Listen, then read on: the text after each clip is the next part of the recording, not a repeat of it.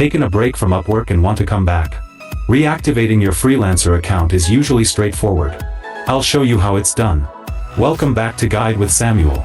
If you deactivated your account, you can typically bring it back to life.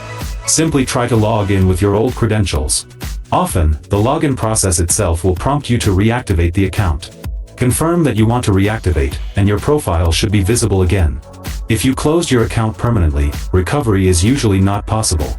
Deactivation is the reversible option.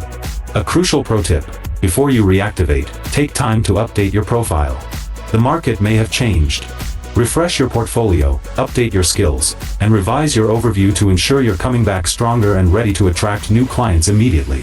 And just like that, you can jump back into freelancing on Upwork. Reactivating your account is the first step to landing your next great project. What's the first thing you'll update when you reactivate your profile? Let me know in the comments, and subscribe for more quick, actionable Upwork guides. Thanks for watching.